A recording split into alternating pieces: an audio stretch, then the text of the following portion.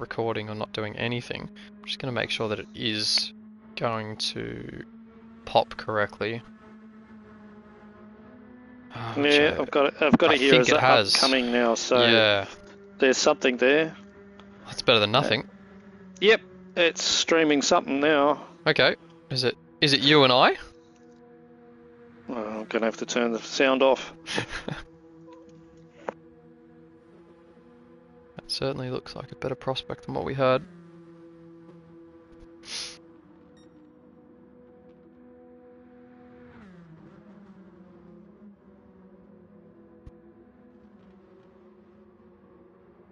Alright, sorry about that, Liam. Yeah, I just had to turn the volume down on my iPad so people don't get us echoing and ruining the stream. That's alright. Confirming we are live though. We are, yeah, as live as YouTube will let us be live. Wonderful. 30-second delay. That's alright, we'll take that. Our average voices, or your wonderful, charming voice, can be heard. Awesome. My deadpan voice, everyone will have to put up with. That's all we can ask. Alright, well, we're into it. It's the final lap of quali now. I apologise for the technical difficulties for those of you who will be watching back, because I would have loved to obviously had this streamed from the very start, but clearly I am not the technological genius that I should be, given my age. SP Motor has made some mistakes on this lap. Doesn't look like he's going to be going quicker. Selwyn in the wall there, actually at the same place that SP did last lap. Doesn't look like he'll be going quicker on this lap either. I think the biggest people to watch right now are James Shelley, Snorksel down in P5, who hasn't been making the inroads on SP that I expected him to. Matthias and Joshua Law as well, who all probably have some quick laps under their belts here as they come now on to the final straight. Selden there, 1.8 seconds down. He's not going quicker. So we'll stick with Matthias here. John O'Clint, see what he can get done for this final qualifying lap of the session.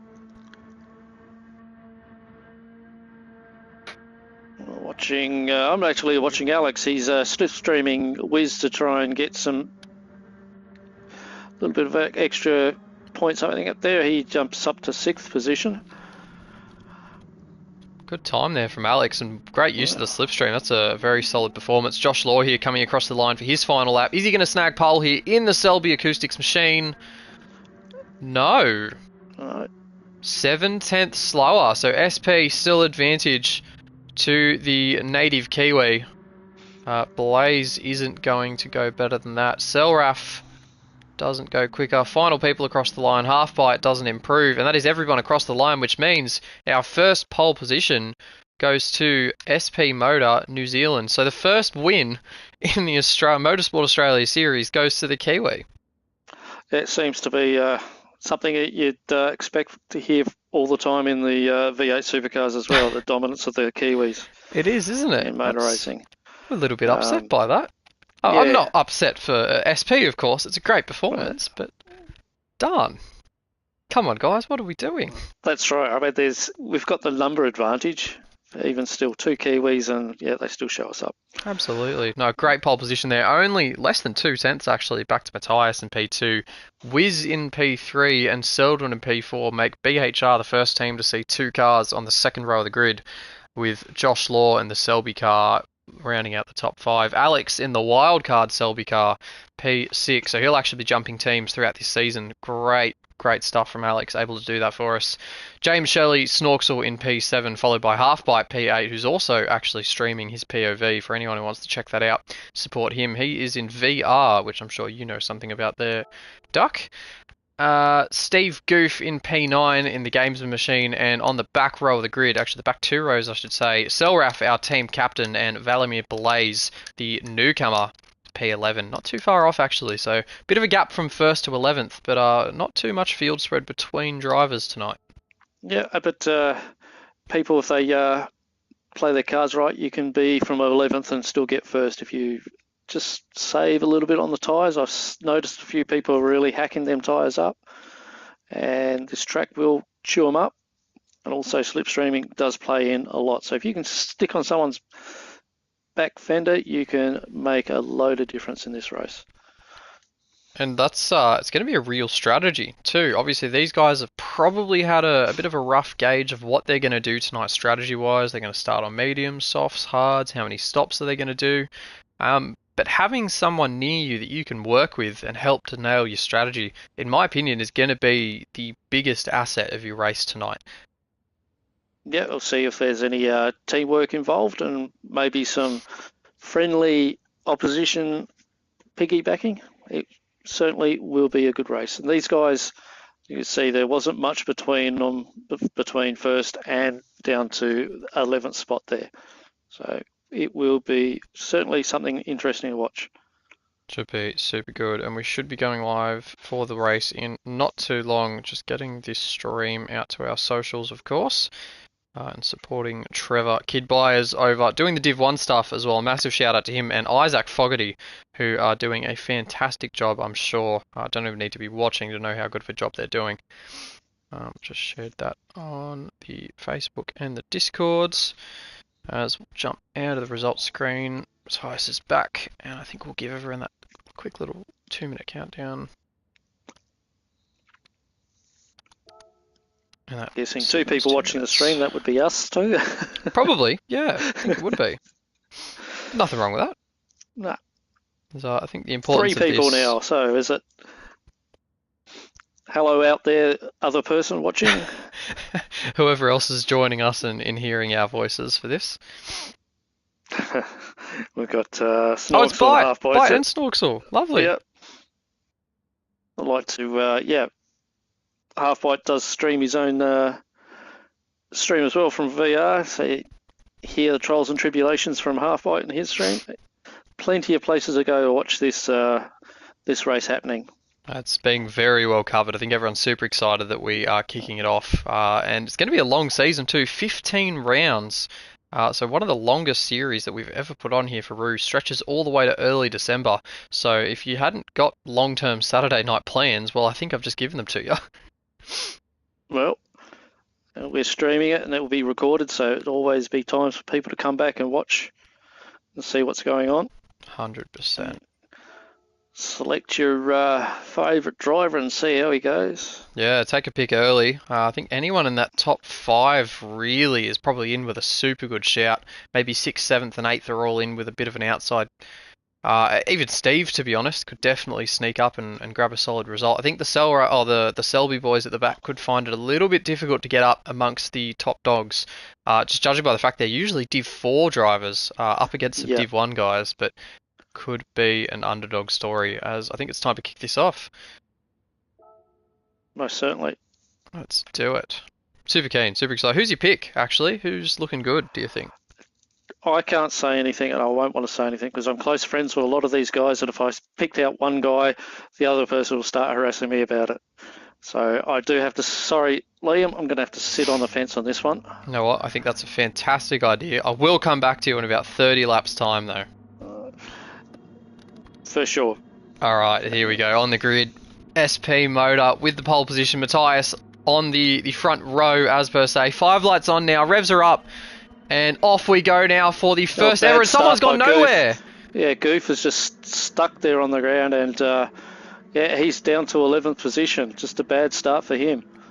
Yeah, bogged down there in the gamesman machine. Terrible start for the captain. I think it was Seldwin as well in 3rd of the Bruce Hale racing cars, who also bogged down on the line, didn't go anywhere. But it's a great start for our pole sitter. We've got Jono. I was just going to say Jono making a move on SP, but I think he's looking to try and separate himself with SP from the rest of the pack. He's just pushing SP along. A little further in the pack, Josh Law trying to make up places early. He's trying to get a move done on Wiz down the inside at turn 1, and I think he's gotten that one done over Wiz. Yeah. Those two are no strangers to each other, back in the Project 1 racing days, and look at Wiz having a go straight back at Banana Josh. It's going into this technical section of the track. He's certainly not afraid to throw a few punches. Of course, another one of our native Kiwis who has relocated. So a couple of people flying the flag still, Wiz and SP Motor. Both in the top 3 as well, so the Kiwis actually outnumbering the Australians in the top 3. Yes, something that don't want to repeat too many times this season, Liam. But yeah, Wiz, I have to say I've got their Banana Josh has rubbed into the wall there. But Wiz is the guy who's introduced me to Ruse, so I have a lot of time for say thank you to Wiz and his open lobbies. If it wasn't for him, I wouldn't be sitting here in commentary with you and enjoying watching this race. I think Wiz has had that effect on a lot of drivers throughout the years. He's just one of those guys. He's so kind and easygoing. A fantastic ambassador for the league and for sim racing in general. Clearly not too bad in a race car either. P3 and still locked onto the back of these two ahead of him. Yeah, just I'm going down the field there to see how everything's going. Everyone's still pretty bunched up. I don't know what happened to Half-Pipe, but he's down to 10th. He must have come a cropper or something in one of the S's. But it's very easy to do. The concrete's so close at this track. The smallest of mistakes and you just lose a bundle of time, which is really detrimental. As here we go, change for the lead. Jono having a go with Wiz hot on his tail. Like, Wiz has just got... Well, he's got tons of horses left in him. Decided not to have a go on Jono. Yeah, just pulling in for now. So sticking with this slipstream as Jono Clint with the first real lead change of the race fires into turn 1. And I'm sure he will be quietly very chuffed with himself to be leading this race, even if it is lap 2. And just actually having a quick look as Wiz there wide through turn 2. So that's a big mistake from Wiz, and straight away opens up a 9/10 air gap off to Matthias. We did speak before about how hard it is to create these gaps, but that was one right there that appeared straight in front of us. That's right, and we got here, SP is now closing down on Wiz because of that mistake. But really nowhere to go. Only a brave man would dare try and overtake around through these S's. But he's all over the back of Wiz. I think that was either a poke of the nose or a mistake from Josh Law. I'm not sure whether they were line astern going in there, but those guys were momentarily side by side. One thing I'm noticing actually quite early, Duck, is that Josh Law has started the race on the hard compound. Okay, so brush me up on the rules of this race. Do you have to have at least 2 different compounds? That's right, yeah. So I guess brushing up not only yourself, but also me and anybody else watching. So it's a 2 compound minimum for these races over the series. Enduros in particular, it'll be a much more simplified format. Well, out really wide on the hairpin there by Shelley. Yeah, he's going for the long run onto the straight there. Not sure that's going to pay dividends, but he hasn't lost slipstream, so not too bad. Back to the tyres though, yeah, so 2 tyre compound minimum, so they must use, for example, the hards and the mediums, or the softs and the hards throughout the duration of the race. They can use any tyre they'd like in the racing set, but they must use at least 2 compounds, and that's the biggest thing for them. Now, of course, the question on a lot of people's minds is weather, because of course it can rain at this circuit, and we have seen it before. Now, the wet tyre is counted as a mandatory compound, so all these drivers right now starting on whatever tyre they are on, if it does rain and they choose to go to a wet compound, that does count towards their tyre rule, and that is then completed. Okay. So you're going to have to give me a hint on everyone's tyre health and so forth during this race, because I've got the multi-screen over the top of the tyre. That's all right. I'd be damaged stuff. So I'd be honoured to tell you about the rubber that everybody is using tonight. For sure. So actually, we'll go top to bottom. Matthias, who is now out to a 3-second lead over Wiz, he is making those softs count.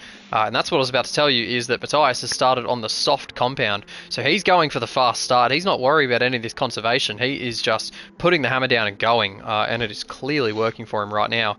This battle pack, though, behind him, 4 cars, Wiz, SP, Shelley, and Law. I believe the first 3 of them are on mediums before we get to Josh Law on the hard. So a bit of a gain there for Josh, who is actually in the wall. It was a great camera to go to, as he did decide to add a few extra scratches, I should say, on the side. I'm seeing a lot of sparks fly up around here on this track. Some panel beating for Silvia's going to be happening. That is for sure. Absolutely. Oh, they're side by side there, actually. Oh, 3 wide nearly. Steve Seldwin and I think it's Blaze. Oh my gosh. Oh, Seldwin's in the wall. Oh, that's a huge incident there between the 3 of them. The Bruce Hale Racing driver in the wall. Well, that's gotta hurt. asking a lot going down through there. Yeah, Three wide, brave drivers. Just see if I did manage to catch a replay of that one. So we'll pan on back and see what happened here. There were 3 wide coming through that cut section. And it was a pit maneuver sort of thing. It was just like nowhere to go in the end. Yeah. See, you'll probably be looking at that one maybe later on in the week. Potentially, yeah. I do have a set of stewards available, especially for this series. But just a massive shame for Selwyn. I mean, 12-second gap to 10th. That is a really hard way to start your night. Yeah, that's for sure. I mean, there's still plenty of laps left in the race, and there's plenty of more mistakes to happen throughout this race for sure. It's almost like an endurance race here. So funny that.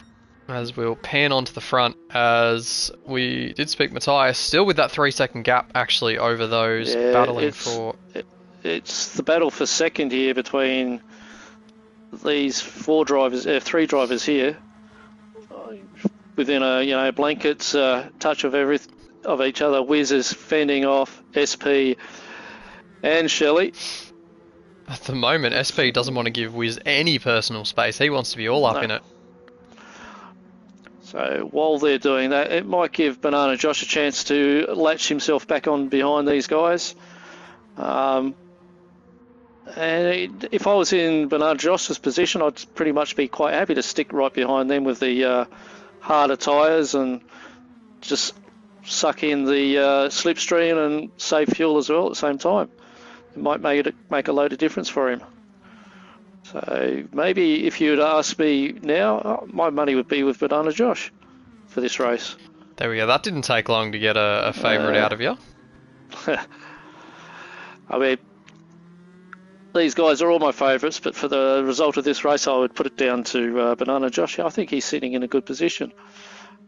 I think one thing that's potentially hampered him quite early on is I'm not sure he's done much, if any, running on this hard compound of tyre. And I just saw as well with his sector splits, he's not actually in slipstream of Snorksel, as you did just mention, but he is currently setting PB lap time, so he's just about to cross the timing line here and down to a 13.5 last lap, which is his personal best so far for this race. So I think he's just slowly working these tyres in, trying to understand what's underneath him. I'm sure he'd be able to sort that out fairly soon anyway. Probably just needs to take time with these tyres to get up to temperature in this cool, mild evening. The only thing that would go against him is if weather suddenly comes in, then it's a person with the softest tyre who comes in and changes it. He'll be in the best position. Then the favourite of the race would be obviously Jono or Matthias. Yeah, it'd be a massive free kick for him. And I did see, actually, he's losing a lot of time in the flat-out sections, is Josh Law. I almost wonder if he's going for the fuel save strategy really early on. I'll just pan through fuel for a couple people. They're all at really similar levels. It's not like Josh actually has an abundance of fuel. He's burnt more than Bite. Yeah, they're all similar, like you said. Absolutely right. Bite's actually made some really good progress lately. He might be yelling at himself, but he's picked off a fair few of these guys and sees himself at P6 at the moment with the medium tyre on. So he's just gotten Alex in the last lap or two while we've been keeping track of these top 5. Yeah, I was hoping to go down and see what Alex was up to, because he's one of those guys who's consistently quicker than myself. I'm the most average driver of Roos. So he's in the top half of the Roos if I'm in the middle. And Seth himself, he's climbed himself into that top half as well, since he's got himself a new driving kit. Oh, is that what's done it, is it?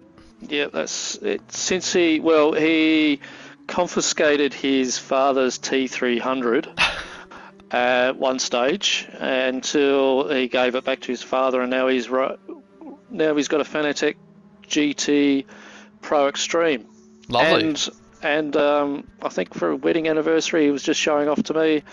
He's got a new wriggle set up ready for it. So he like just Dash Vanguard in another one of our groups.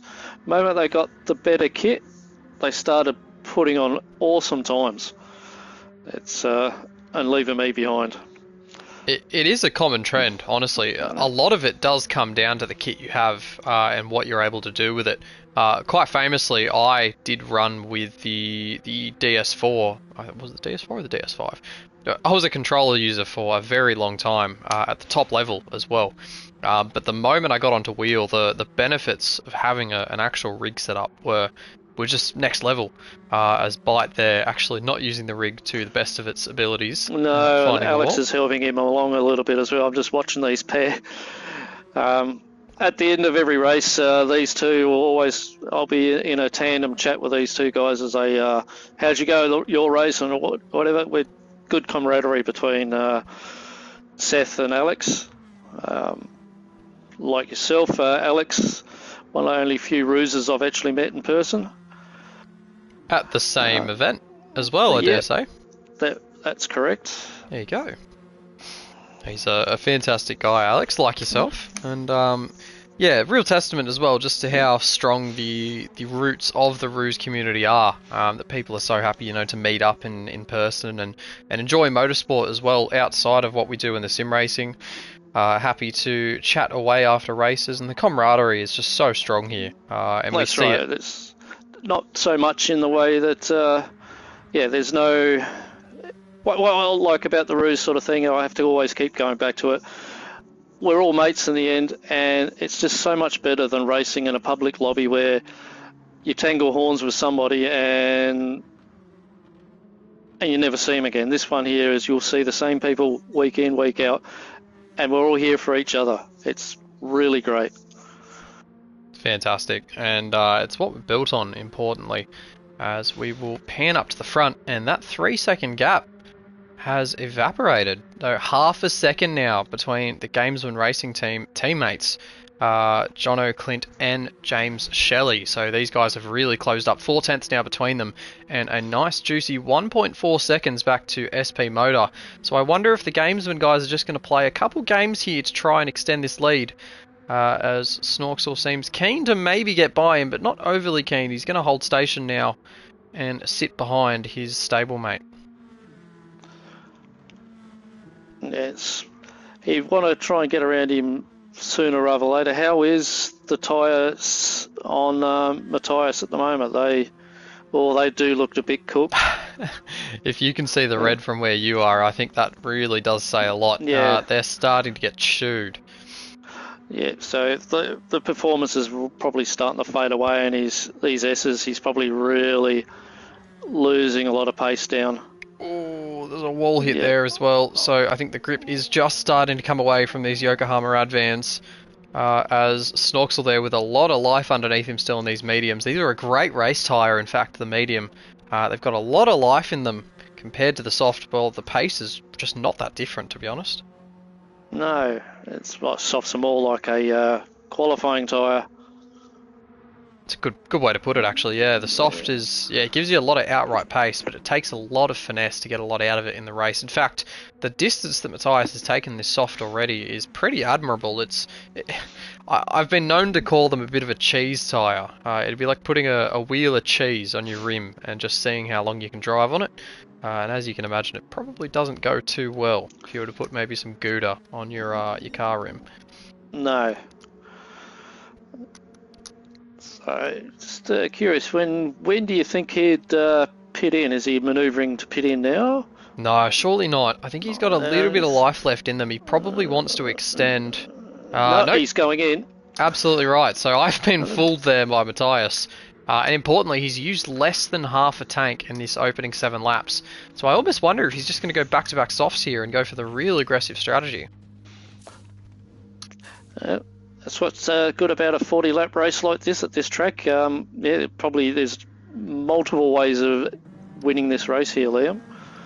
Spot on. As Matthias actually just does me wrong again and goes to the medium. Blaze in behind him. So the first of the... I was about to call him a back marker. It's not true. First the Selby cars to pit, I think is the kind of thing to say. Comes in for a splash of fuel, maybe a bit more than a splash of fuel. He goes from the soft to the medium as well. So very similar strategies at play here for Matthias and for Valimir Blaze. most certainly. I'm just flicking through the because I'm on chase cam here to see who's close or not. The field is actually starting to spill away. There is a fight here between Alex. I think Alex has managed to get around half by it. This is a fight for 5th position. They're right behind each other, but none of those two, they're probably pushing each other along. They might even be in the same chat room as each other, knowing Seth. Wouldn't surprise me, actually. And I did see a comment before, I think it was Charlie Chops, who threw me a quick little message saying that Halfbite is currently fuel saving. I flick over to him, he does have a slight advantage over Alex in that department, so there's probably a few games at play here from him. He lost 3 seconds this lap compared to his faster, so that's probably where he dropped the position. Dare say it was in turn 1 or turn 2. Yeah, very easy. I won't say off-camber corner that turn 1, but a bit of a tricky one to manoeuvre, and there's always paint getting scraped on that corner. In every race that we've done on this, people do push it to just that further extra millimetre. Watching these guys go around their final hairpin here. I think Seth's within, oh no, he's out of range of Alex's slipstream, so that might be just starting to peter away, those two. Ever so slightly. Yeah, Goofer's making time up them. Just believe he after that early mistake, he's starting to claw his way back.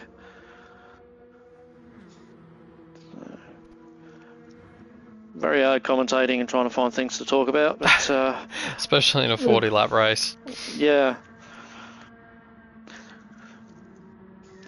Weather looks fine. The clouds are staying away. Whether that's thankfully or not thankfully, I'm not really sure which side to err on at the moment. Yeah. But that's how it is.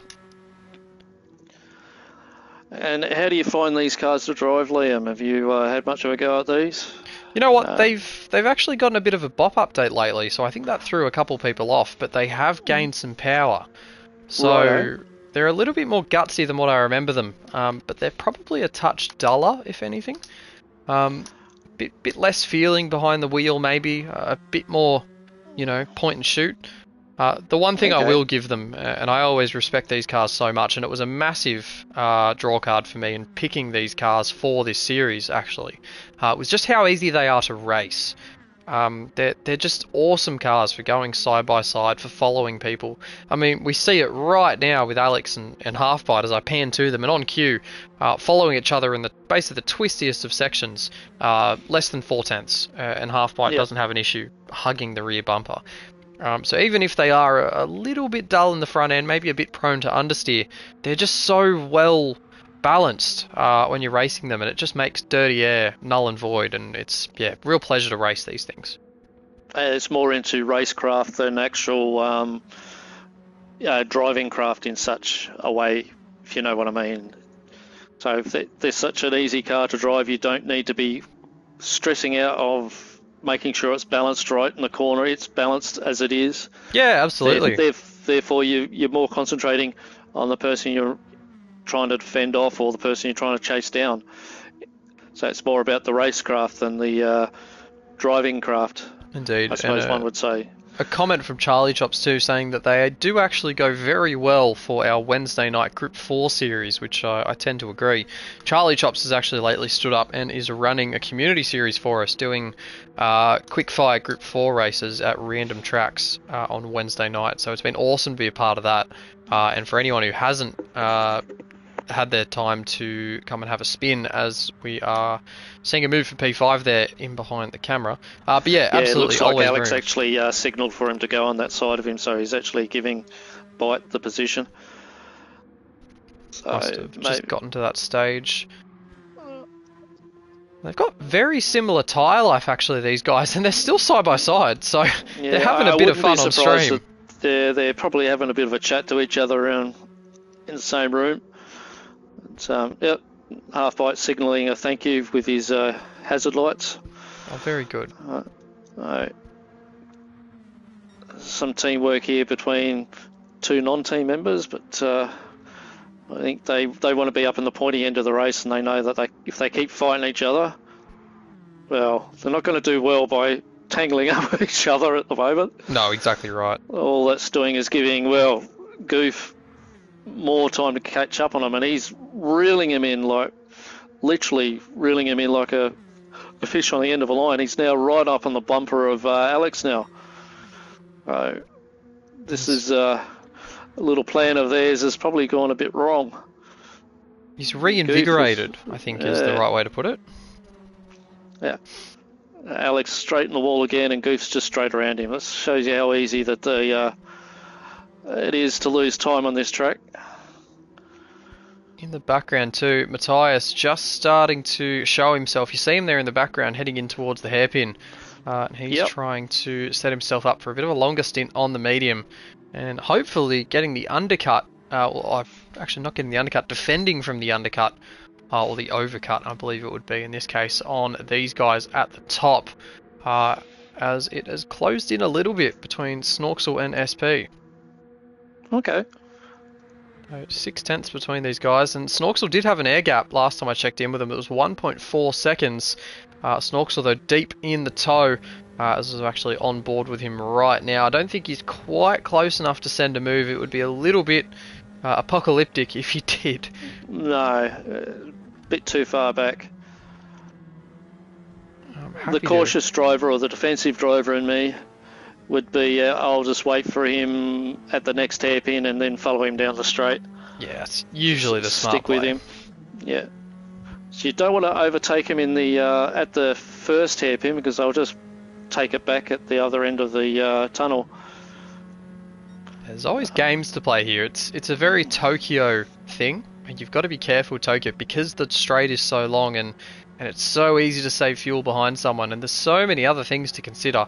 Track position is one thing, sure, but you've always got to be quite careful when picking if you want track position, do you want to save fuel, and just planning out your race ahead. Most definitely. Now, I was going to bring up one thing, but I've totally forgotten what it was. That's alright. Yeah, so I'm sure it'll bounce back to me a bit later, but yeah, just watching the stream. No one's saying hi yet, except for Seth suggesting that we people go watch him get cranky at himself. I don't want to be... was about to actually comment and give you an update on what's happening in Div 1 currently, because of course they are happening at the same time as us. Very tight pack field at the moment. Seems like there's only a few people that have dropped off the back of the field, but it is Prima GDR currently leading the field from Distinct Andrew and Prying Stingray. So three names we have seen in Rouge Div 1 before currently leading the field, with Mint Matt and Ranger Oz rounding out the top 5. Okay, some heavy pedigrees there leading the race, and obviously the kind of people I would have expected to be out in the pointy end. Absolutely. It looks like Snorksel has no intention of getting SP getting around Snorksel. He's just quite happy to push him down the straight. They've both got the same amount of fuel left in them. What's their tyre life like? Both the same? Yep, almost identical, to be honest. Yeah. Very little in the way of tyre difference between these guys. But and saying that, these guys don't know what the other one's wearing at the moment, so... You'd assume not, no. Although I think it could be obvious to some that Banana Josh is probably on a different compound to these guys. Still on those hard tyres, of course. We've kind of forgotten about him a bit, but he's still there, still in P4, and the hards are treating him quite well at the moment. 6 seconds off the lead, with probably a little bit less fuel. Yeah, definitely less fuel. He'll probably have to change tyres and fuel. For sure, he's burnt a lot of fuel compared to everyone else. Yeah, well, you've got to think as well, if the fuel is only going to last this long, are the hards worth it? Like, these mediums are easily lasting a full tank as well. Oh, this is true. Yeah. It might come down to who actually did some practice during the lead up to this race and nutted out what they can and can't do with the tyres. It's a tough one too, because it's so hard to practice for what you're going to face in the actual event itself. There's only so much practice you can do on an empty track, even if you invite some people along to help you out, it's not always going to pay dividends in the long run. No, that's true. That's just racing, isn't it? That's what the old adage says. Spot on, yeah, and we see it in every level of racing too, right? I mean, in F1, where people will fool with the high downforce, low downforce packages, and it changes up quite a bit. I've actually just got a question from Charlie again, wanting to see how Danny was going in Div 1. So let me fire that up for you, and I can tell you he's not inside the top 9. So Danny's not having the greatest of nights so far. But I have an ad at the moment. This is just horrible. How dare Trevor make me watch ads? I don't think I make anyone watch ads. No, it's the thing when you get griefed by with Twitch. You either have to be a sub with kid buyers, or watch some ads at some inconvenient times. They always seem to be inconvenient times. Blasphemy. Alright, so we'll see if we can get an update on where Danny is, because I think I'd say he's the community member running in Div 1 at the moment. Danny's always very active in the community, doing all these extra series. He loves just being in party chats, chatting with everyone. And so to see him running in Div 1, it's a little bit of the David versus Goliath, I suppose. I mean, Danny's a very quick driver in his own right. Oh, he leaves me in the dust. Leaves me on the dust some days. As we've got here, Goof has managed to get around Seth. We've got Matthias, who's now on Seth's tail fin, but these two guys in front of Matthias, they haven't pitted yet. Half bite fending off, defending left, right and centre. It's going to be to no avail, I'm afraid, because his tyres are shot. And we've got, well, Matthias looking for a spot around the outside. Seth knows he's back there. He's probably cursing and shooting at the screen. I wish I could say some more colourful words, but I won't tonight. It's your stream, your channel. Appreciate it. Gets around on the inside of the the hairpin, gets the job done on half bite. Not entirely though. Half bite's been able to pull up alongside him, and these guys have got to be careful not to lose too much time to Goof here, especially Bite, who is probably going to be in with a bit of a race-long battle with Steve. And losing time here is probably going to hurt his race more than it could help it. So if he pulls in behind like I believe he has now, that's probably not a terrible idea, just to get it pushing just like that. Yep, that's probably the thing to do in the end. So we got Selden dropping into the pit. Top up on fuel, he's on fumes, probably didn't have any more fuel left in the system. Change tyres. Been a tough stint for him, of course, getting involved quite early on. It was lap 4, that incident for Seldwin, and got spun around between two other cars. I've forgotten who they were already. He's done alright, to be honest. He dragged that in a fair amount, and he's not last already, so out of the pits and ahead of Blaze. So that's a pretty solid comeback already from Seldwin. Not even at lap 15.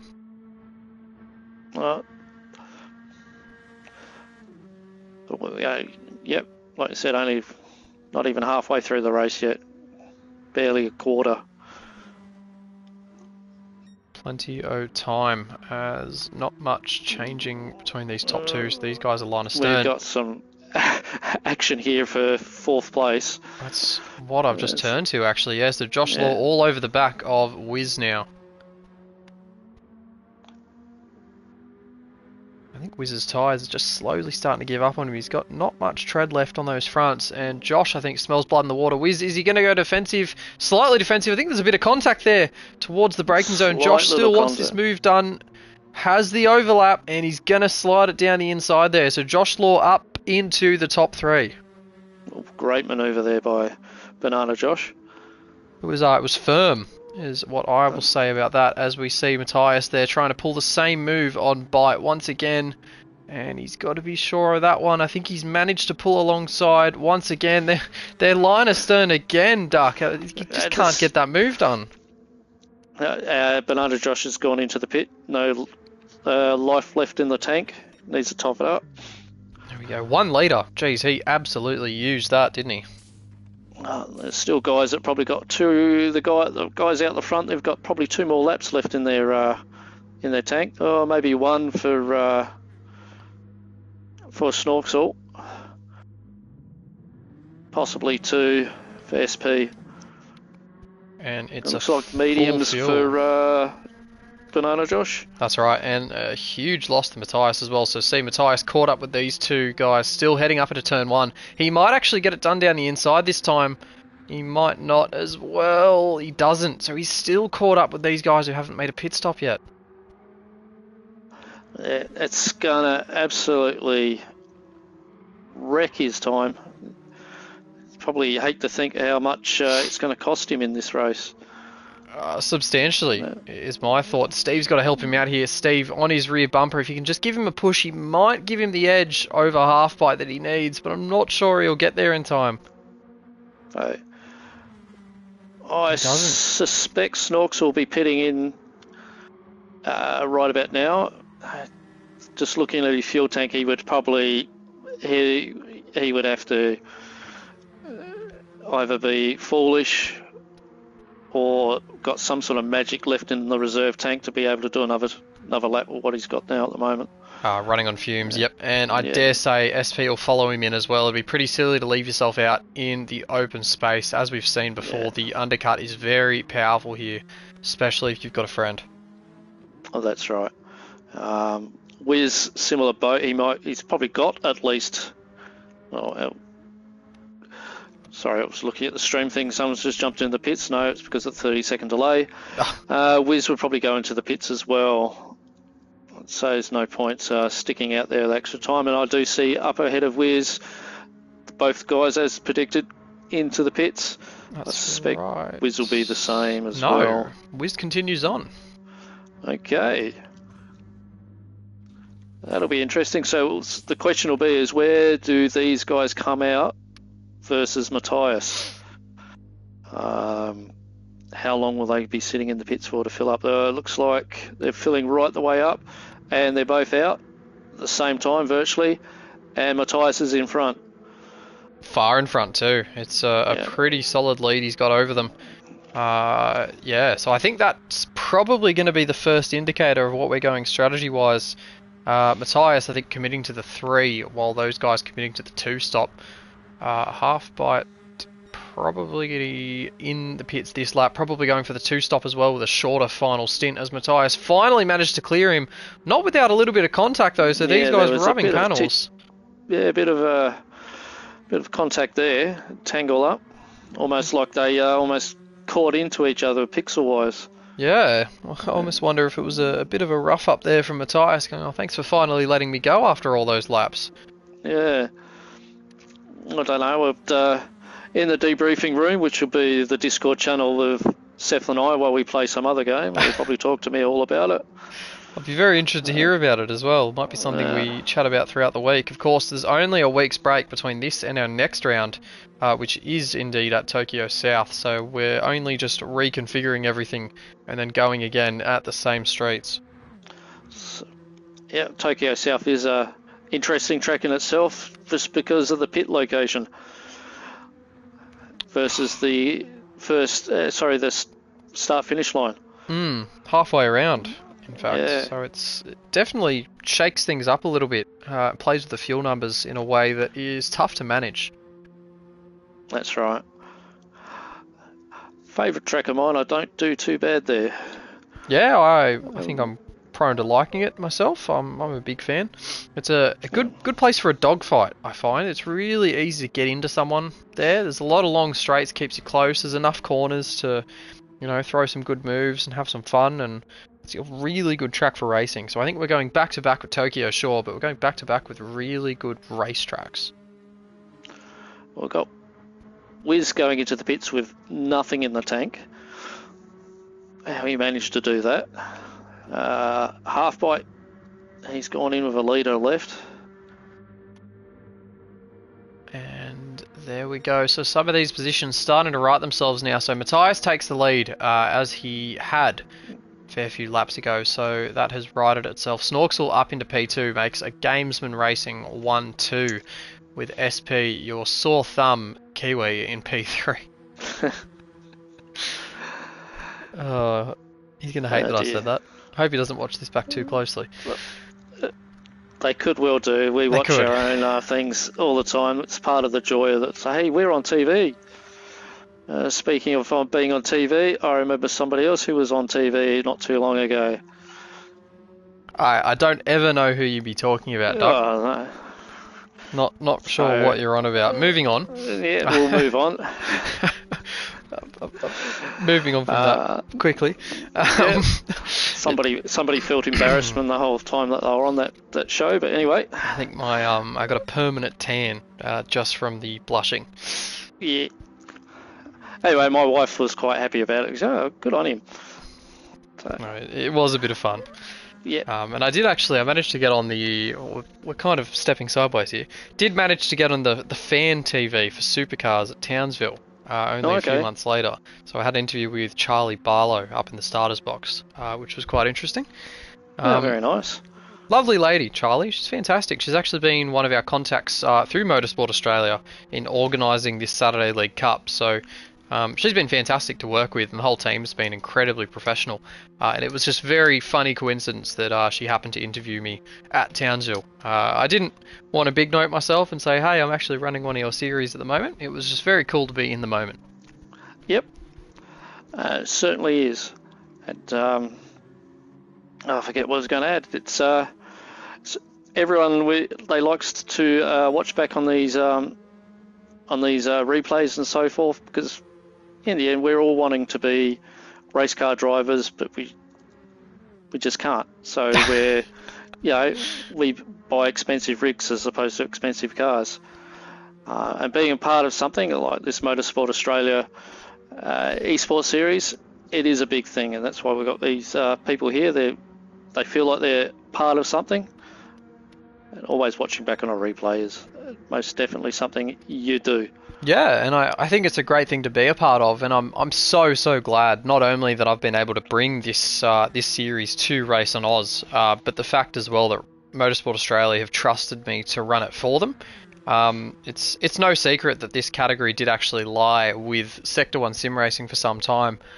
Sector 1, who are quite a well-respected league in Australia, have been running for quite a long time. I think best part of 10 years now they've been on the block, maybe since about 2018. I remember first seeing them. Rightio. Yep. But yeah, they did a pretty good job with it, admittedly. And so to move on from them and kind of give the keys to us, I know was a big move for them, and something that we don't take lightly. So I guess if I did have the chance to, and not that they're listening, but they might be, to thank them for the work that they have done over the last couple of years, because they have really put in the groundwork for this series. And I suppose thank you for tossing it over, whether that was voluntary or whether they're sitting there screaming inside a jail cell somewhere. But thank you. Who knows? Their production, what I've seen of their production, is probably second to none. That's something I aspire to try and get our productions up to. Oh, absolutely. They're the gold standard for graphic design and anything in that sort in Australia, maybe in the world, to be honest. The time they put in is just unbelievable. And that's something I have no problems admitting. They are really the gold standard when it comes to that. Luckily, the one thing I think Roos does better is the racing. And so the on-track stuff is... Well, my full intention that the on-track stuff is better and bigger than ever for this Motorsport Australia comp this year. And so I have all the benchmarks from last year. I have all the videos from what happened. And we can just go one better this year, I hope. Yep. And Roos, we've pretty much got something going on every day during the week. I don't think there's a day that we're not doing something now. The community has grown substantially in quantity and quality since I've joined only barely 3 years ago, I think. In regards to Gran Turismo, I think the only nights that we don't have anything running now would be Tuesdays and Fridays. Yeah. Which even in saying that, on Tuesday nights, Ruse itself does run our Assetto Corsa Tuesday Night League. So we don't really want to step on their toes too much. No. Because there are a lot of Gran Turismo guys who actually do step over and do that. Siasta, actually, who... Gosh, what's his PSN? Siasta. That could even be his PSN, but he was in the playoff finals for a Pro-Am Championship on Tuesday night. Okay, and that's the Gran ACC. Turismo on... Sorry, that's the Assetto Corsa on PlayStation 5. That's right, yes. Group, yeah. So I know the guys... I don't know if they want me saying it, but yeah, the PC guys are stepping away from ACC and going into LMU. They are, yes. Nights. Super exciting stuff, actually. It's awesome to see us on another platform. So, a good bunch of guys to run with. Unfortunately, I can't be there on Monday nights, but I do muck around with them on the Wednesday, Wacky Wednesdays, which is just a hair down sort of bit of fun, test the cars out, so forth. Oh, good stuff. That's on LMU? LMU, yeah. Very good. I'm really excited to get into that. I can't wait for it to come to console. I've heard nothing but good things for its PC release. Yep. We're not going to try and advertise it, but yep, it's the cars feel better in a way of saying it. But there's just so much more to feel out of the road, from every single little bump and curb to the flat spot you put on the tyre when you lock them up. Everything's there. That's good. So yeah, it's interesting to hear of something with that amount of detail. That's for sure. As I will actually jump back. We've still got best Steve. to stop waffling around. We are. We've been waffling, but that's all right. We're filling the time. We're nearly halfway there now.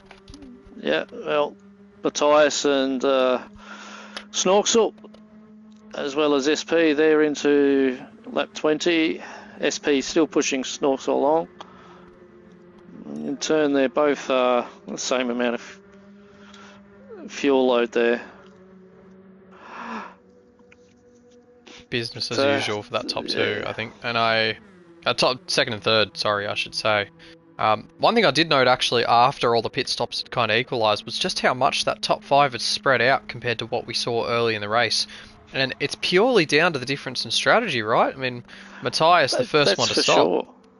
Yeah, and honestly, we were saying earlier, Liam, that him getting held up by the other three there was going to be, costing him time, but he's nearly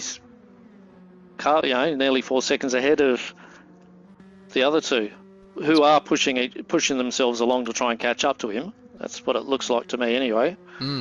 Because wasn't he like up to 7 seconds ahead of him?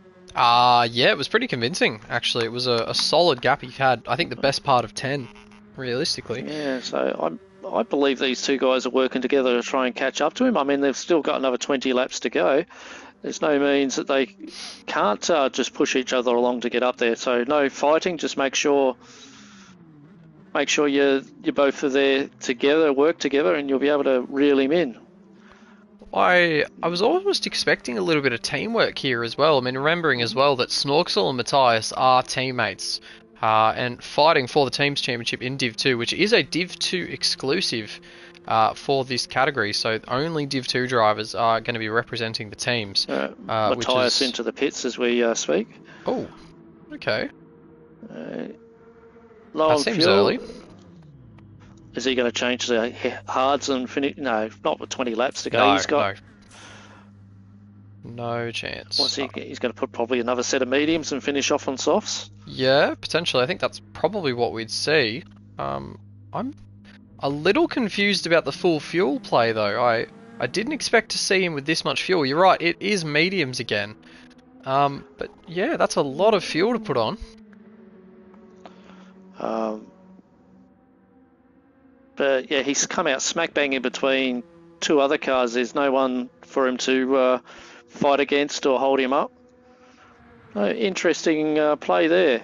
Yeah. Will he be able to make up time with these other guys who are only going to do probably one less stop to him? It's funny, as this race has really evolved and started showing more of its teeth, I still can't pick a favourite amongst these top 5. It's just a bit too unpredictable right now. I mean, Snorksel and SP are quite literally glued to one another. So forget them, they're just one and the same. If you're going to pick one of them, you might as well pick the other. That's right, because it will be a roll of the dice, flip of the coin, who's going to get it at the end. And it could be the pair of them tangle up with each other on the final corner, and then it's game over. So absolutely, yeah. And Banana Josh, despite having arguably the most outright pace of anybody in the field, has not been able to make the inroads that I think everybody expected him to. Partially because I don't think he's got a buddy to help him. And 2 is better than 1 in this situation. Well, I saw him flick on the hazard lights only just when I just flicked onto him. Is he bouncing in between other sorts of chats or so forth at the time?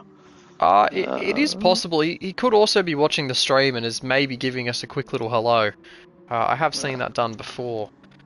So I'm unsure what's going on there. But he's still in the picture. Absolutely. He's only 6 seconds back on a very similar strategy. So he'd be going for potentially a very strong finish, would be Josh Law. And then Wiz in P4, who has the best tyre life of the top 4 and the most fuel. So he's definitely still in with a shot.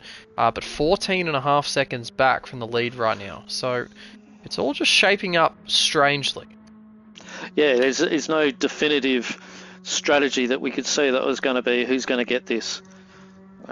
Wiz probably saving tyres, saving fuel to have a short pit stop, soft tyres and dash to the end. Yeah. He's certainly in a position to do that, but he's still 14 seconds off the lead. So it's a fair chunk, as we see Steve now pitting as well. And that seems like quite an early pit stop for Steve as well. 61 litres he's still got in the tank. What's he going out on though? Softs. And he's not changed fuel, he's actually just burnt a little bit of fuel on the mediums and come out on the soft tyre. Okay, interesting stuff.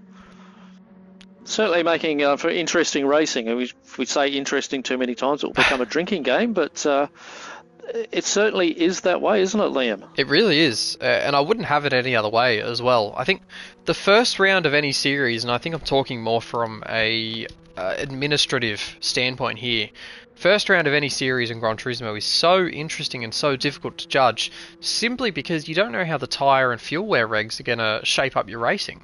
So tonight's a massive test, not only for the drivers, but for myself to see what the regs have done to promote racing, to create opportunity, and to, importantly, make a good show.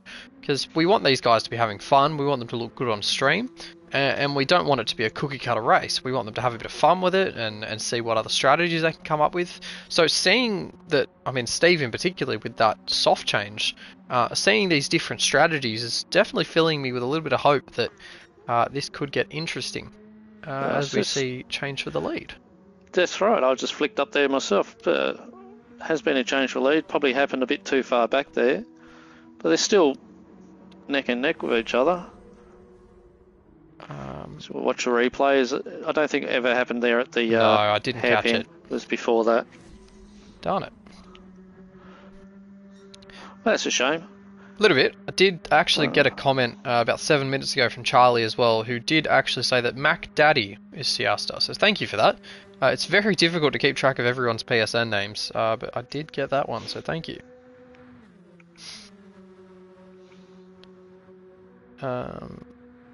And I can confirm as well that we've actually already had a protest from Division 1 involving Oz Nico. Wow. SP going wide.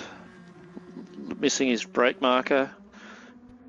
And Snorksel takes the lead. Ooh. Trading paint there at turn 1, as we've mentioned before. Yeah, big mistake there and losing the lead for SP. So Snorksel back to it. And these guys, as much as they're being nice to each other, are definitely still trading paint. Exactly right. And fighting. So they're losing a little bit of time here with that. Still not losing any time to Josh Law. Wiz still about the same amount back. And Matthias is starting to claw in that lead a little bit with that fresh tyre underneath him. As we check in here with Bite, Alex and Seldwin, who has caught up incredibly well. So Seldwin finally getting back onto some Carr's roughly the same strategy as him. Actually, Seldon's got a lot less fuel than the two guys ahead of him, so potentially he could actually undercut them both and find himself in the top six, which would be unreal. That'd be such an incredible comeback from him. For sure. Just sitting behind him, chase cam for him from my point of view, he looks like he's in a bit of a rhythm as well. So he's seeing the red mist. He's sees those targets in front of him, and he is chewing into there. He is really gaining up on them.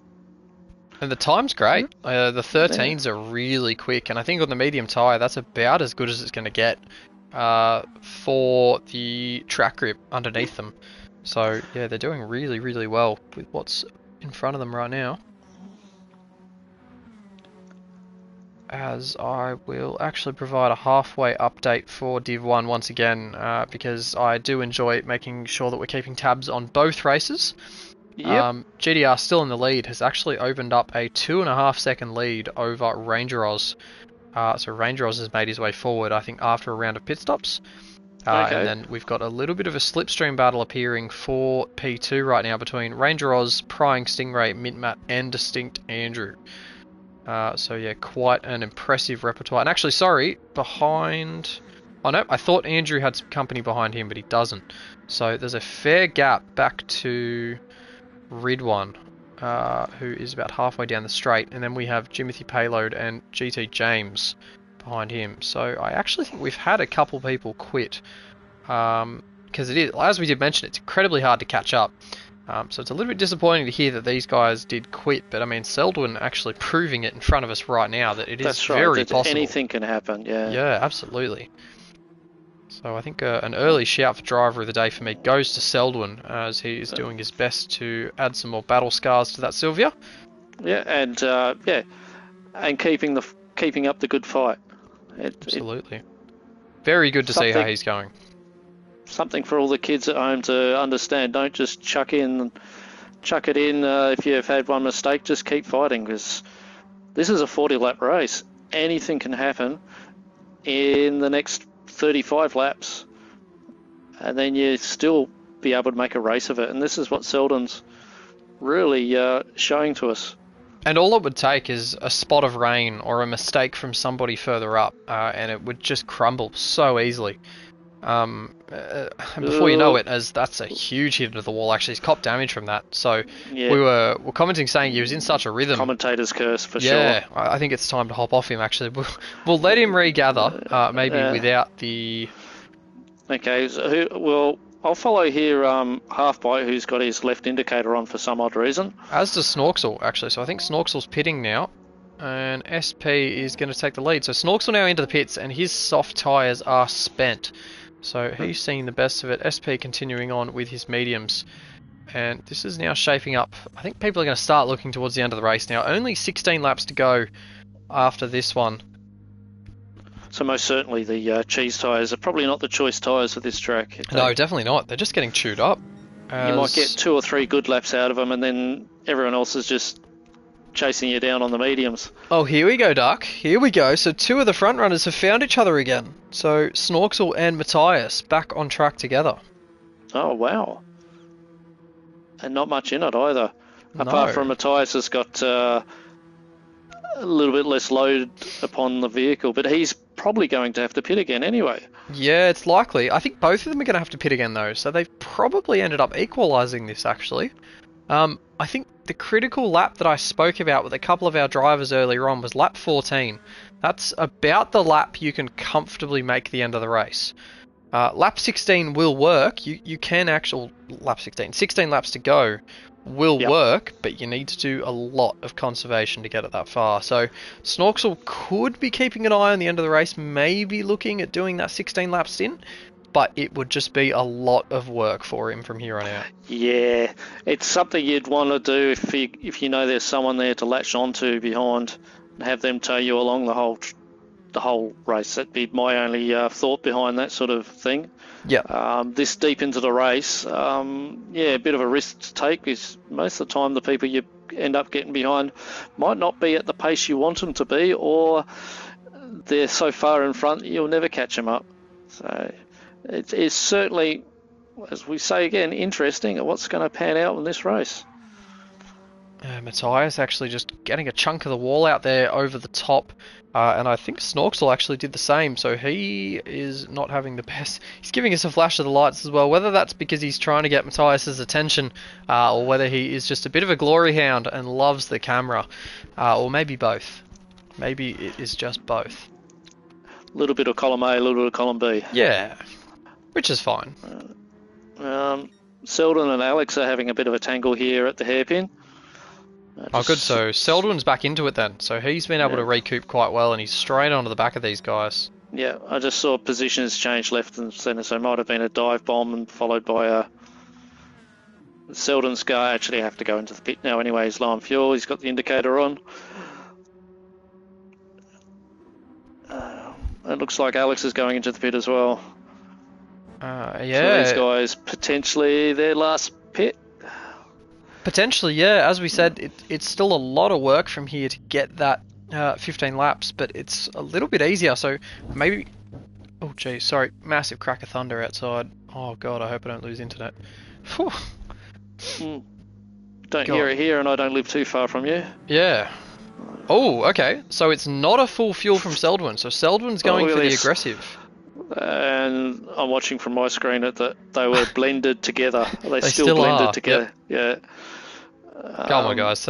Figure it out. You can't bump draft when you're inside of them, people.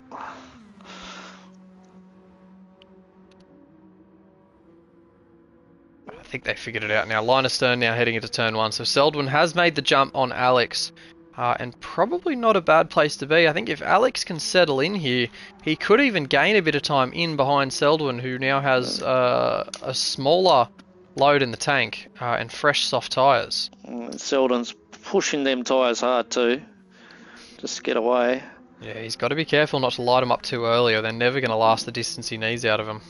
Oh, this is true, especially when you're the lead car of a pair.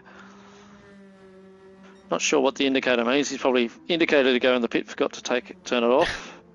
Well, especially if you're on VR, I don't think it's that easy to know if you've got the indicators on. Depending on the car, I'm not sure of this car itself. Does he use VR as well, does he? I believe so. Let me actually see if Alex I can go does, on board. Byte does. Yeah, I'm on board with him now, and I can't see anywhere that you can see. Nothing there. Yep. One would say this is an odd car to race with VR because the other cars you do race with, you got the paddle shift on that. This is a stick shift car, so you're driving along, and when you change gear, you see your third arm go out and change the gears. It's a bit off-putting when you're trying to immerse yourself into driving in VR, and that sort of happens. The things I would do with the third arm. We'll let you decide what you want to do with your third arm. No, I was nothing NSFW. I was gonna say I'd be a good goalkeeper with a third arm. I thought maybe get signed for a Premier League team. It sounds like something from I was going to say Fifth Element, but no, it's the other one, the Schwarzenegger movie, the one on Mars. I think this is too old for me now. I think I've lost my depth a little bit. I'll let you... Most definitely it was a 90s film and you were born in 2000, so... Yes, that's right. So, yep, you've lost me. They had a remake of it there with Colin Farrell's. But yeah, they're mutants on Mars and people had third arms and so forth. Okay, interesting. Good film, but totally forgot the name of it. But my wife is probably in the bedroom screaming out the name of the film. She's a big Schwarzenegger fan. Can't have been that good. As we go into the waffle zone again, enough of our waffle, let's talk about the race. That's alright, waffling's not too bad. It's keeping us sane at this point, if that's what you can call it. Yeah, I'm just... I'll mute myself a little bit so I can top up my drink, and I'll be with you in probably a minute. Not a problem. I will tackle this solo for a little bit, as we'll catch up with the field again. So thanks again, Liam. Not a problem. Josh Law now. So closing in on SP. Of course, SP was our benchmark for so long of where the lead was, and this is going to be an important pit stop for Josh. So this should be his final stop of the race. And I think this is where things are going to really start heating up. So trying to understand now who's on their final stops, who's not, as we're approaching 12 laps to go with this one and that one. As it is a long stop for him, so he's definitely fueling to the end as Josh. He probably doesn't need quite that much fuel, but he's going to go for it anyway. As he comes out 96 litres and fresh mediums. So he is now P5 in the road, last of our top 5, and Seth very close behind him.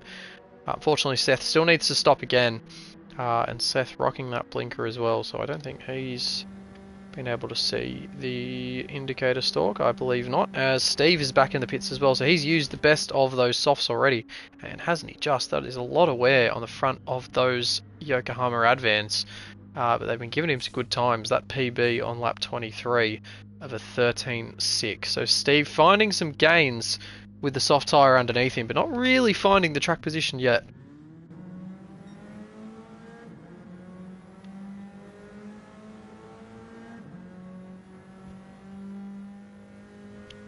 So Steve comes out 10 seconds behind Alex, and that's going to grow a little bit as he gets back up to pace. So we'll keep an eye on him. That'll be the final stop for Steve, surely, as final stops are starting to come in. SP Motor still with one stop to go. I think that should be within the next 2 to 3 laps. As Wiz as well, pitting within the next 2 to 3. Matthias, I believe, will have to stop again. He's not going to make it all the way. Which does mean the first of our drivers who can make it all the way to the end is still Snorksel. So James Shelley in P4. And that's going to be an interesting one to watch, because he's got that 7-second gap back to Josh Law, who is now on fresh tyres, fresh fuel, and is going to be rapidly trying to reel in that gap. And it's a very, very big gap that Snorksel's put on him. And I think he's done his homework, he's done his research, and I think he's probably got enough, so it's going to be a hard task for the Selby Acoustics driver. Alright, thanks for that, Liam. That's alright. I'm now back. I believe Charlie has answered your question. He's wondering if it was Total Recall was the film you're after. Total Recall's the one. It is, there you go. I do know about Total Recall. I haven't seen it, but I most definitely know watch the about Schwarzenegger one. That's the one to watch where they have, everyone has an extra arm, so... Yeah, right. Enough of that waffle, though. Yeah, we've gotten the final cherry on top. Yep. All done with that.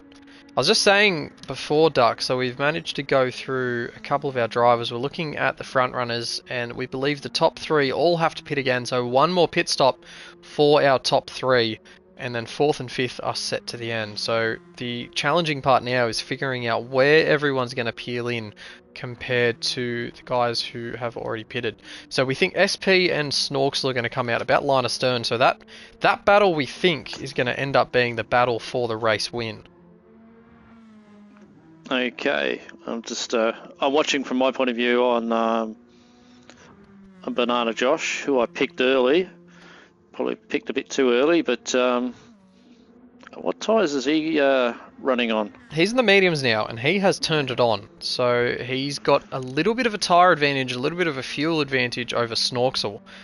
So he's starting to reel him in. He's actually taken the best part of a second out of him in the last 2 laps. So he's starting to fly. But so this will be the dark horse of the race, this part of the race, with how many, 11 laps to go? For sure, yep. For sure, yeah. But SP, I think he's the one that's going to really shake things up, because he's still our leader. He is 14 seconds to the good over Wiz, who is surely looking at a pit stop soon. I think the tyres are actually hanging on alright, so his times aren't too bad. 15.4 last time out for Wiz. Plays a 15.4 for SP, so I think everything's really just stagnated a little bit for those top 2.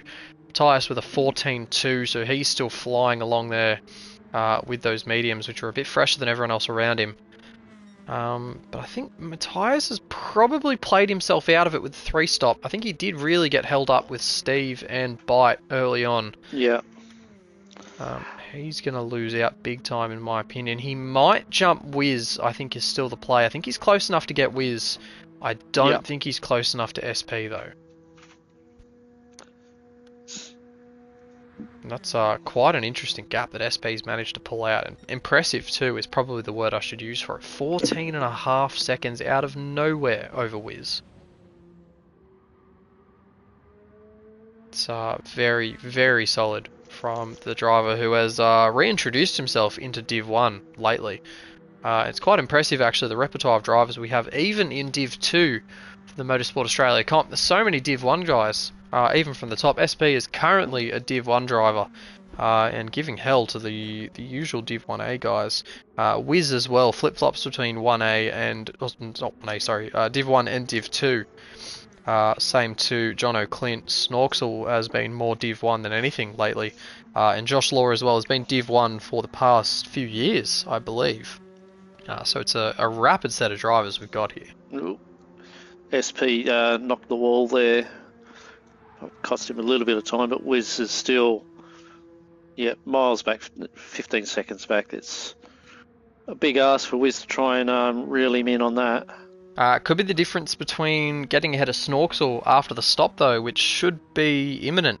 So, actually, that could be an interesting one, because he's still got damage, and he's still going to be bleeding time, so that could have an interesting effect come the pit stop, so we'll keep an eye on that. Yeah, just looking down the order there. Seth in 6th, still wanting to turn left. Selden, he's still wanting to turn left as well. It must be something to do with the Bruce Hull racing team. They all want to turn left. They're American drivers, I guess. Oval racing. Do we have an oval race this season? We do not, actually. We're not visiting Daytona, I don't believe. We might be. Okay. I can't even remember my own calendar. Okay, sorry to interrupt. SP's now pitting. Here we go. This is the big one then. This is the race deciding pit stop. Luckily, the team is computer generated and can't make mistakes. But he will be coming out right close to Snorksel. This man here that we're on board with, actually, as I will go on board with him properly. SP there, coming out of the pits on the soft tyre. So he's going aggressive for that final stint. 9 laps on the soft. Is he going to make that? Again, it's interesting ahead, because I don't think he's done a soft before. He doesn't know how bad they go. That's interesting. Somebody as Banana Josh sailed straight past him.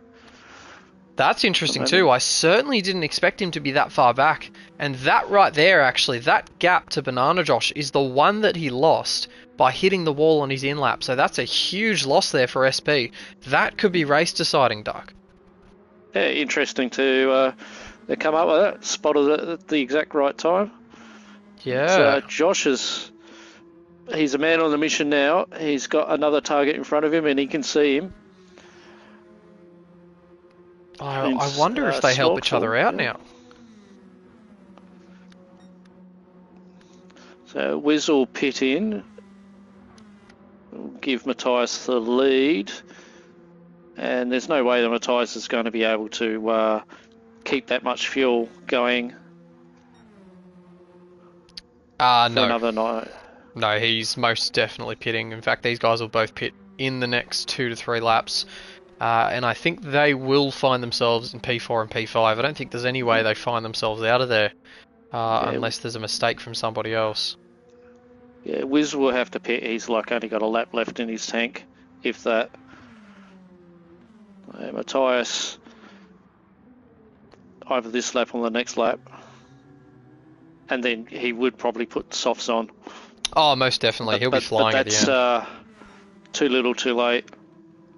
I wonder where he'll come out, actually. So they were the best, probably about 12 seconds behind SP, which means they're going to come out around the same area as where Halfbite is right now. So they're going to have a 10-second gap back to this battle that we keeping an eye on, 3rd, 4th, 5th. But yeah, I wonder what they're going to do. Wiz actually continues on, so Wiz is going to do one more lap. Yeah, the question is, when you come into the pits is one thing, but when you come out such a fast straight, to get back up to race speed, you're virtually right up on top of the hill by the time you're up to race speed, and people just sail straight past you. It's tough. As you saw with Banana Josh with SP. It's really tough. SP's just right there behind him. Yeah, there's no defense for it. As soon as you come out of pit exit, there is just no way to shake anybody. If there's someone on your back coming down the straight at race speed, you just kind of watch them sail by you. Yeah, only if you're lucky enough to get on, latch on behind them and have them tow you around, and with the thought knowing that you got healthier tyres. But SP, who does have healthier tyres to Josh, is making a move on him down through this technical section of the track. They're side by side coming through. SP, does he get the job done? Looks like he may have just got there. Just cleared him. So great move there from SP, and that is another very decisive move as we have hit a replay to the exact wrong moment that I didn't want to hit. But Bernardo Josh straight back at him, not giving up. Josh into the wall. It's traded pains. He got damage. Oh, they're still side by side. This is no holding back from these guys. Now they're throwing punches. Switch back from Josh. Not sure. See, Josh is now in the best position if he wants to take him. It's just after their hairpin and down the straight again if he really wants him. Well, and while they're throwing punches at each other as well, Snorksel in P3 is starting to extend that gap and just licking his lips, watching it grow. Yeah, most definitely.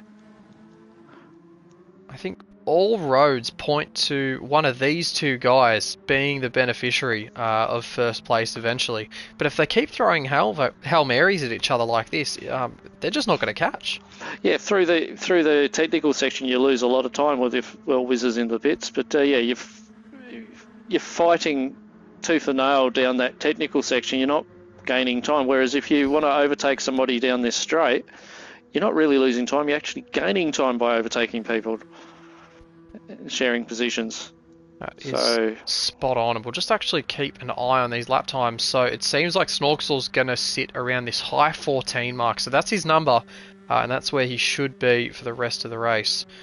And then SP with a low 14, high 15. So it actually wasn't too bad for these two last time by, and it wasn't much of a loss.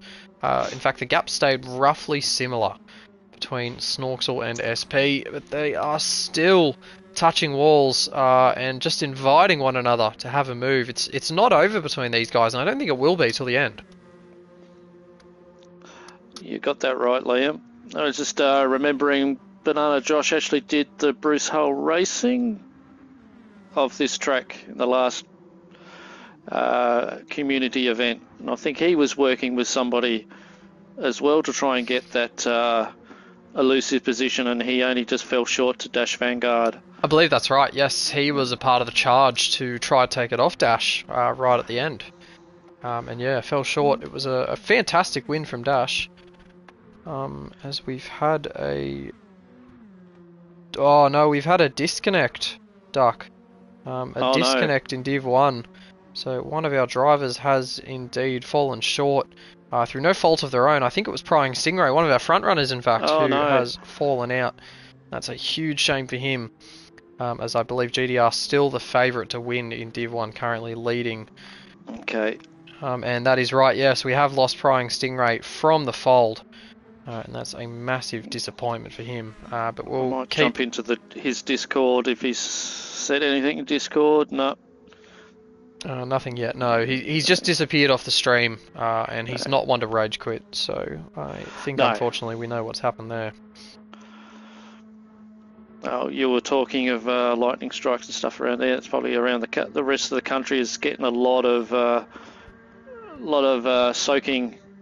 As it is. Lots of bad weather. Yeah, it's kind of just everywhere, isn't it? As Matthias there making his final pit stop, coming out on fresh softs and half a tank of fuel. And there is that gap that we were talking about. So 10 seconds to SP ahead. But Wiz coming down the straight is not far behind him. So yeah, are these guys going to work together maybe? I can only know they're probably best of buddies, known each other for a long time. I think most of these guys have. They've all been running together for so long. I think Matthias and Wiz are a fantastic example of that. They've been in and out of divisions together since, maybe the best part of about 6 to 7 years. All of the old, they're part of the old guard of the Ruse community. Everyone knows Wiz, everyone knows Matthias. It's very funny saying the old guard these days, because the longer people stick around, they just become a part of the old guard. Like, And it really has such a thing to do with just how active you are in the community as well. Like I would call Halfbite a part of the old guard, effectively, with how active he is, and realistically, he did join a very long time ago, had a hiatus, and then came back. And his work since he came back has been just amazing. So he'd be one of those guys I definitely rate. And as I say for the old guard, Hatfield has appeared in the chat out of nowhere, as if summoned. That is incredible. Hello, Hut. Welcome to the evening. We're 34 laps into Div 2, and it's shaping up to be a really exciting finish. Actually, these three are going to be going at it for the final 5 laps. Snorksel, Josh Law, Banana Josh, and SP Motor. It's closing up now, Duck, and it is just over a second between first and second. Third is, third is within touch of that as well. So, yeah, 3-way fight for the lead here. Can't wait. I'm very excited, and there's a massive fuel disparity between these guys too. So Snorksel actually has the least fuel of any of these guys. Josh has a little bit more than that, and Snorksel the least of anybody. So yeah, there's could be some games to play with that. I wonder if there needs to be a little bit of fuel saving for Snorksel in particular to make it to the end of this race, as I think all bets are out the window now. He's in tow. And if we're in tow, we are going to start seeing moves being made. Yeah, knowing Banana Josh like I do from Project 1 days, he's not one to let go. He will pass you as soon as he gets us half a sniff. He's fast enough too that when he does make that move, he goes. He simply disappears. So Snorksel's got to be careful there. He doesn't have the tyre life underneath him. He knows that both of these guys are on the soft tyre. The longer he can hold on now, the more of a chance he's got. He's just got to defend like hell, to put it politely.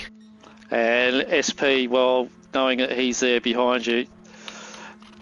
Yeah, I don't know with Banana Josh. He is the keen racer, so he's watching there. Snorksel's defending left, right, and centre. I'm just watching from chase cam on SP. Is this starting to play out? And yeah, it's defence left, right, and centre from Snorksel. He knows he's in trouble. It's going to be tough. It's going to be super tough. Thank you, Hat. Let me see if I can actually adjust that. Just having a quick bit of feedback in terms of our road noise versus commentary. I might find a better time to fix that actually, because we are now looking at a potential move for the lead as Josh Law sweeps round the outside, coming into this final hairpin as Snorksel goes defensive, runs him wide. He's not going to let him do that to him, and Snorksel hangs on. Snap oversteer here, but it's this straight. He's going to be at the mercy of the slipstreams. And there he goes. As you said, Josh isn't waiting around. He's got no invitation, but he's at the party anyway. And he's going to come alongside Snorksel now. Takes the lead as they enter lap 36. Only 4 laps to go after this one. And SP as well. He's knocking on the door. He wants to go. He wants to be a part of this race for the lead. He's right up alongside Snorksel now. These guys are so close to one another. It's boxed in. Snorksel's got really nowhere to go. It's going to be a passenger here. He knows he's going to have to wait another lap before he can make his move. Oh, but he's got to get him back. If Snorksel doesn't have something to do here on Josh Law, he's not going to get anywhere. I think Josh is going to run. And here we go. What's SP going to do? SP filters in. So SP with a huge opportunity to go with Josh in P2, and he doesn't take it. And that could be critical right there, because Snorksel, surely, without the tyre grip, isn't going to be able to keep up with Josh through the twisty stuff. Now, with going with the drivers, they probably don't know what the other person has in tyre wear and so forth, like you and I do. So to them, it's just going to be gloves off, guys. We're fighting to the end now. The strategy, I think, is out the window, to be quite honest. That's a great point. You wouldn't want to give him a gap. You wouldn't want to give him that 4/10 advantage that he's got, because for me, if I'm in Snorksel's shoes, I'm worried now. Even if I don't know what tyres everyone's got underneath, I would have seen that gap come down. I mean, Josh had to do a lot of work to bring down that 7-second advantage that Snorksel had. Surely he's got to know that there's a massive pace advantage there for Josh. This is true. It's you could be sitting there and go, why is he so much quicker? Maybe he's got the stronger tyres. Maybe I've got the weaker tyre. maybe he's got a lot of fuel load. It doesn't matter. We're just going to have to hold on. Absolutely, and Hat actually does say it right. He just had to do enough to stay close enough for toe on the straight, and he's done that. He is inside half a second of Josh. Actually, he's just made a mistake there, so SP has gotten him down the inside, snuck through like a thief in the night, and into P2 goes SP, and a 7/10 gap suddenly opened up there to Josh, but that's surely going to crumble down this straight, and we'll see what Snorksel does. Where are his allegiances? He might be able to take it back at the end of this, but I think he's more intent of not letting Josh get away with it. Oh, surely push not. him up the hill. Yeah, As they are climbing into Josh now. Look at that. Just one bump draft and straight past him. And three Like wide he's as not well, even so seen. Josh gets sweeped. Snorksel down the inside, SP around the outside. Snorksel still looking for a gap. Is he going to find somewhere to go for the inside of turn one? SP gives him the room. And Snorksel out of nowhere, I thought he was down and out, and he's still fighting for this lead. SP around the outside though, hold steady. These guys on top of each other through the exit of turn one, and somehow they all come out the other side, facing the same way. They're all in the wall though. I feel like a Supercars commentator saying that.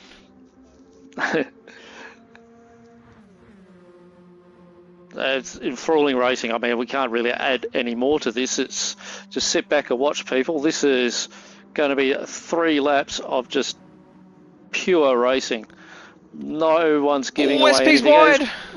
Into the wall. Oh, there's more contact! Oh, and dear. SP slow on the exit of the chicane there, and Snorksel surely with nowhere to go collected the back of him. SP with huge damage to the front end of his car, so he hit the chicane wall really, really hard. No, he hit both sides. How much is it damage to just the one side? Just the front left and front bar, so it's enough to slow him down. He surely lost toe, but suddenly it's a 2-horse race. Is SP going to have enough underneath him to catch back up? Yeah, we just don't know. I mean, going down the straight, you actually, like I've said before, you actually get ahead of, when you're fighting, you actually gain speed going down that straight. But they're fighting here, trying to get the hairpin. I think he's actually made himself back up to him. Just about. He's still a couple tenths back, I think. He's 1.2 or there or thereabouts, so that's a little bit further down than he'd like to be. And Josh Law here in P2, he is going to have that toe, so he's going to pull away from SP. But all it's going to take is a little bit of scrapping now on this 38th lap. He's going to be right there again. From the Hatfield is asking if they're all 3 on mediums. The answer, I believe, is yes. No, sorry. So only SP Motor is on softs, whereas Snorksel and Josh both on mediums. That's right. We were bringing it up, just asking the questions ourselves with the will the softs last the distance? Because everyone else who's started the race with softs or did use softs only got 3 or 4 laps out of them before they started to give us grief. And as we can see, these two here fighting at the top hairpin. Oh, and Snorksel sends it. That's a huge move there from Snorksel. I don't think he's going to hold on to it. He's still around the outside of Josh. Josh down the inside. How are they not touching? I have no idea. Oh, it's awesome racing between these guys, and SP is right back into it.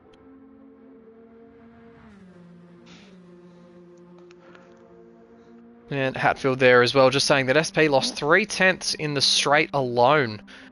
So maybe just playing with fuel. He surely isn't playing with fuel, though. He has the most fuel of anyone. He doesn't have the, we got a touch again on this chicane. Look, SP's right up there, their tail fins, and he's going for the first position now, side by side. Oh, just he like has gone for it. Oh, nearly the same thing again. So Snorksel into the wall this time. No damage, thankfully, for the gamesman driver. Chaos. I was watching these guys chop and change in the last. This is a hectic final few laps of this race. And what a way to start the season off. Don't you agree, Viper? Oh, this is just incredible. And it's under the lights in Tokyo. I'm so glad we get to come back here at a different layout next week. Because this is enthralling. And there was a bit too much silence after I said enthralling. That just made me feel awkward. But that's okay, because there's enough going on screen right now with only 2 laps remaining that I don't care how awkward it feels. Because I am still unable to pick any of these guys for the race win. Yeah, sorry about that. I was just flicking through the other guys here to see if there's anything. But no, the top three, this podium fight is where we're at. We have to watch. It's Snorksel's just a bit of a distance away from this time round. He is actually. He's 9/10 back now. I think maybe he's playing the fuel game. Maybe he's a little bit far out for slipstream. We know that he was the most affected by fuel. He might need to hope for SP and Josh to really go at each other now to catch back up, but I wouldn't count it out. About fuel, Josh is not much better off than SP. Is there side by side again into turn 1? SP with the inside, Josh at the outside. He sweeps around. Is he going to get that one done in turn 1? He does. Josh to the lead, SP to the wall. Yeah. Trading paint left and right and centre. Even Josh touches the wall there coming out of that second turn. They're using every inch of this racetrack. Tell you what, if it isn't painted, then it is now.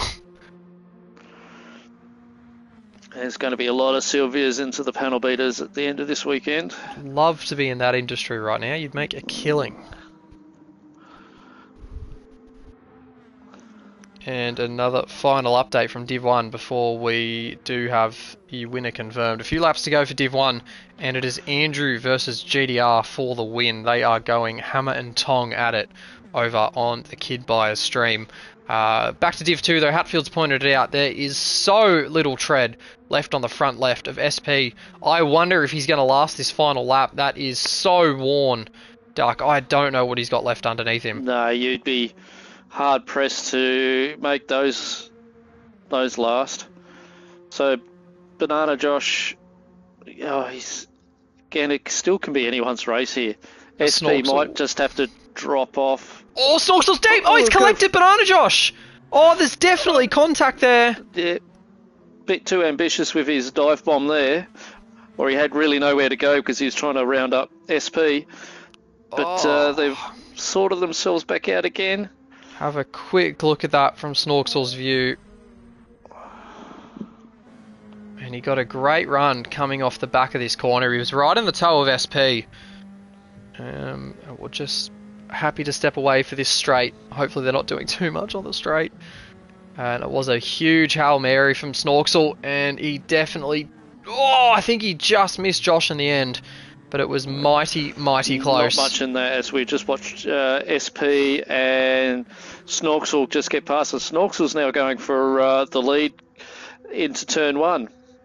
And trying to take it back. He's going sailing down the inside. Snorksel might have them all for chips here, as they're all on the limit for braking. Snorksel down the inside, sends it into the lead for Gamesman Racing Team. I'll remind you, there is one lap remaining for these guys, the 40th lap of the race, and Josh trying to get something done on SP. What's that tyre look like, Duck? It is stuffed.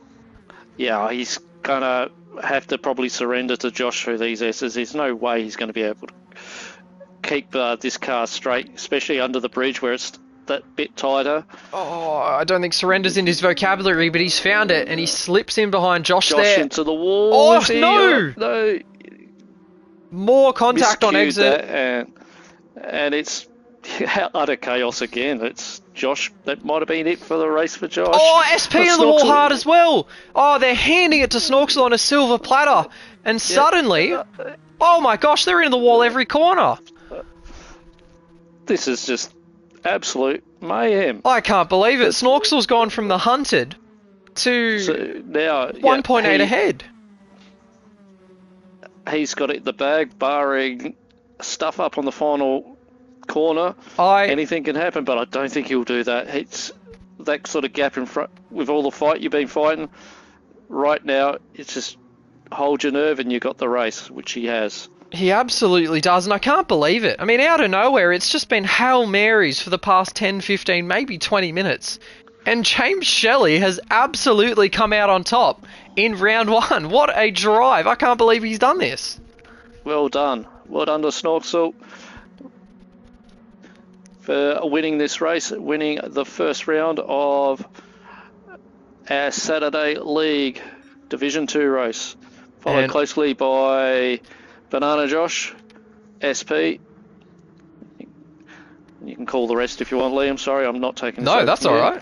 Matthias comes home in P4 as Wiz closely follows in P5, and Half Bite, best of the rest, I think we're going to call Half Bite, in P6.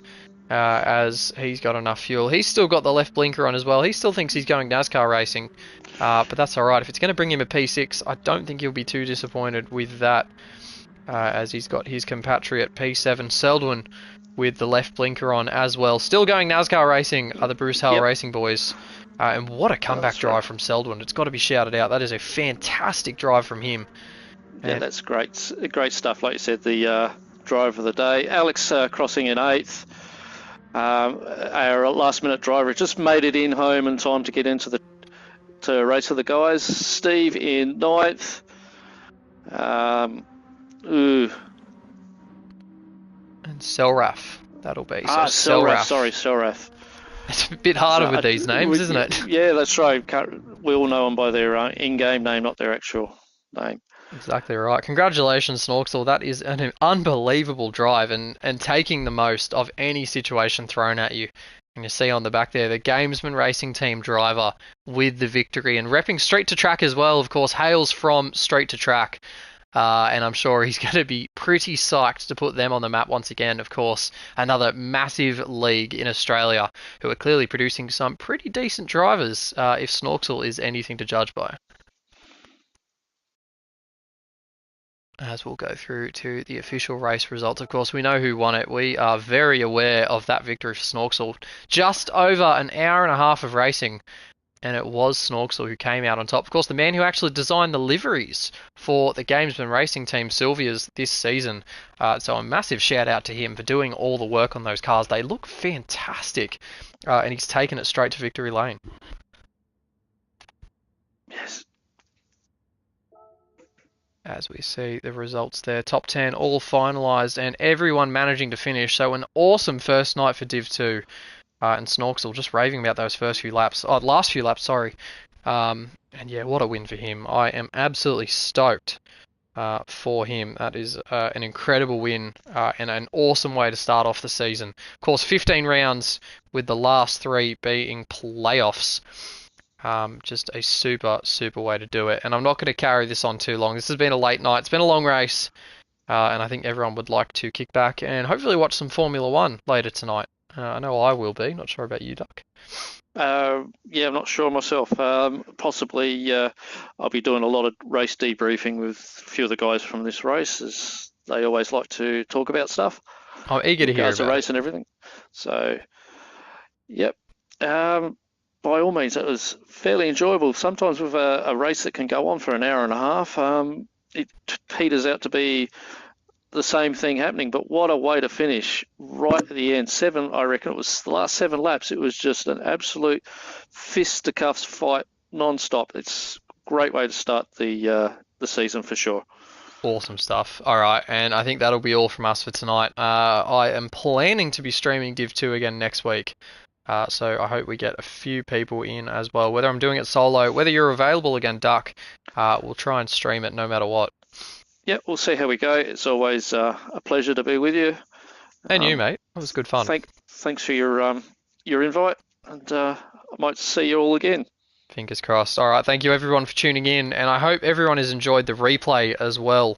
As actually from Div 1, Andrew has just won the Div 1 race. So Andrew Lee, our victor in Div 1. And I think if anyone had put bets on, he was probably the one to do it. With Matt Simmons actually stealing P2 on the line from Ranger Oz. So a fantastic drive from Matt to grab P2, and Ranger rounds out the podium. So the podiums for both divisions set, both streams wrapping up, and a fantastic night had by all. Thank you everyone, and we'll see you next time.